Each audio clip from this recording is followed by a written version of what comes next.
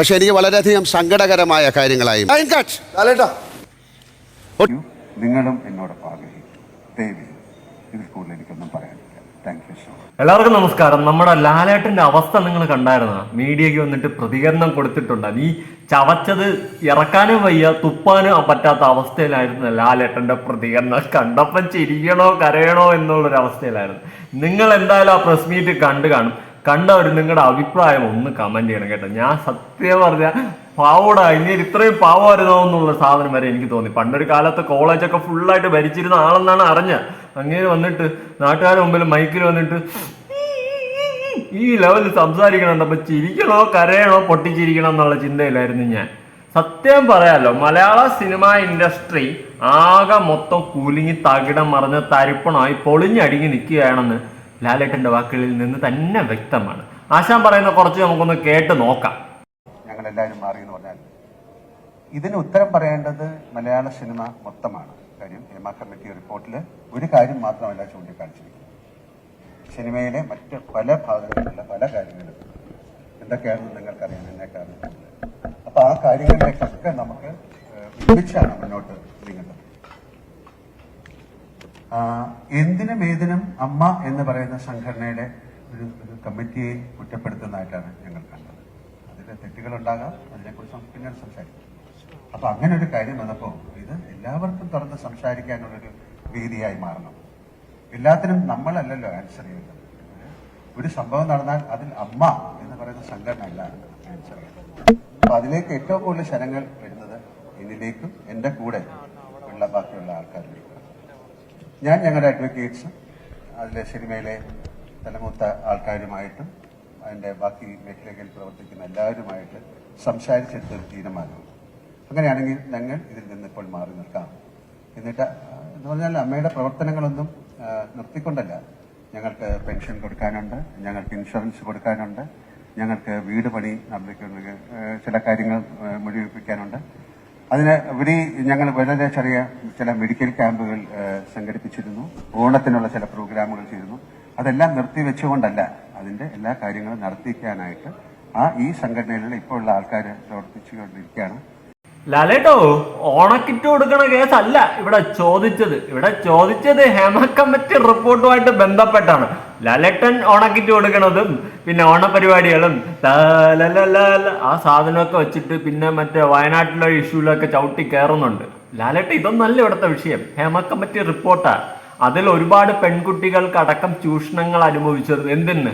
മറ്റേ രഞ്ജിത്ത് എന്ന് പറയുന്ന ഡയറക്ടറിന്റെ ഭാഗത്ത് നിന്ന് മറ്റൊരു പയ്യന് മോശം അനുഭവം ഉണ്ടായതും ഇതൊക്കെയാണ് ആ റിപ്പോർട്ടും അതിനുശേഷം പുറത്ത് വന്ന കാര്യങ്ങളൊക്കെ ആയിട്ട് ചുരുളഴിയാതെ കിടക്കുന്നത്.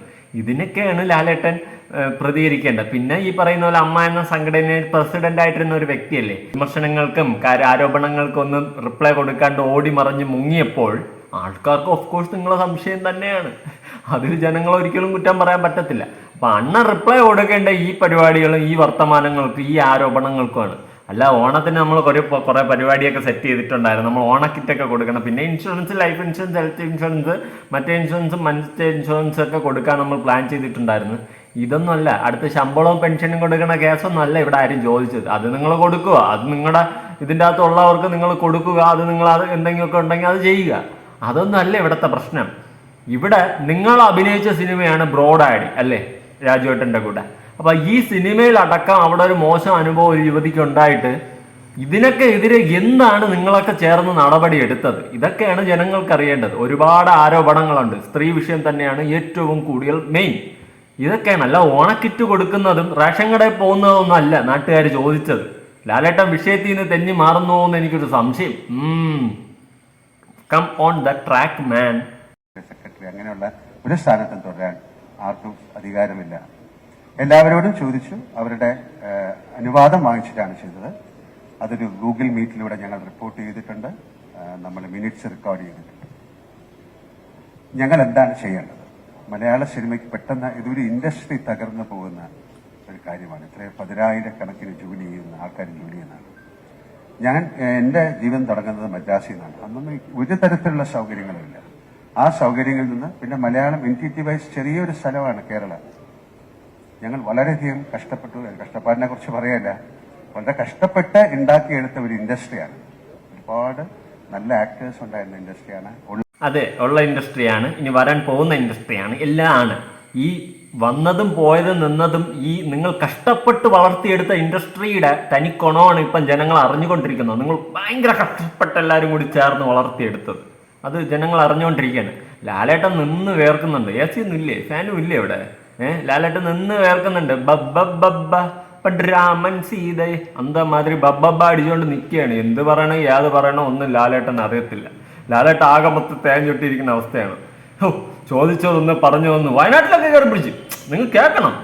ഇത് ഇവിടെ നിന്ന് വിഷയത്തിൽ തന്നെ മാറി നേരെ വയനാട്ടിലെ പ്രശ്നത്തിലൊക്കെ നമ്മൾ വയനാട്ടുകാരെയൊക്കെ സഹായിച്ചാണ്. ആ സ്ഥാനത്തിലോട്ടൊക്കെ ലാലേട്ടൻ തെന്നി പോകുന്നു. വിഷയത്തിൽ തന്നെ മാറുന്നുണ്ട്. ഇനി കുറച്ചുകൂടി കേട്ടോക്കാം. വളരെയധികം സങ്കടം. ആര് സംസാരിച്ചു ആര് സംസാരിച്ചില്ല എന്നുള്ളതല്ല, എനിക്ക് പറയാനുള്ളത് ഇതാണ്. ഞാനപ്പം ഒരു അമ്മയുടെ പ്രസിഡന്റ് എന്നുള്ള രീതിയിലല്ല, കഴിഞ്ഞ 47 വർഷം സിനിമയുമായിട്ട് സഹകരിച്ച് ഒരുപാട് മലയാള സിനിമയ്ക്ക് ഏറ്റവും നല്ല സമയമുള്ള ഒരു കാലമാണിത്. സൗത്ത് ഇന്ത്യൻ ഫിലിംസ് എല്ലാം നോർത്തിലും അല്ലെങ്കിൽ ഇന്ത്യ മുഴുവനും അല്ലെങ്കിൽ പാൻ ഇന്ത്യ അല്ലെങ്കിൽ ഇന്റർനാഷണൽ ഇപ്പോൾ കാനിലൊക്കെ ഒരുപാട് സിനിമകൾ ശ്രദ്ധിക്കപ്പെടുന്ന ഒരു സമയമാണ്.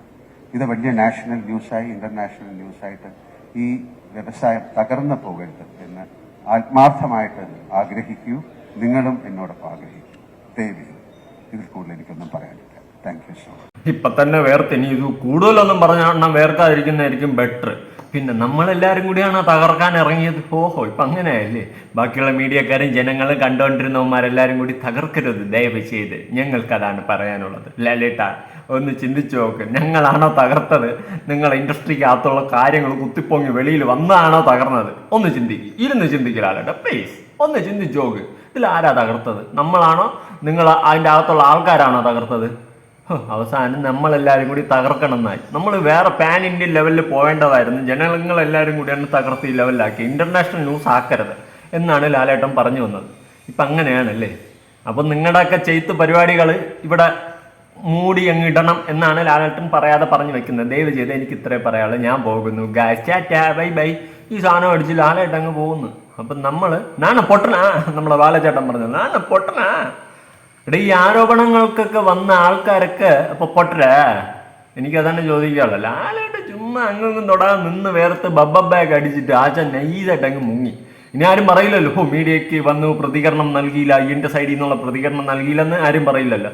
പക്ഷെ ഈ പ്രതികരണം ഒന്നും എനിക്ക് പിടികിട്ടിയില്ല. അതാണ് വേറെ സത്യം.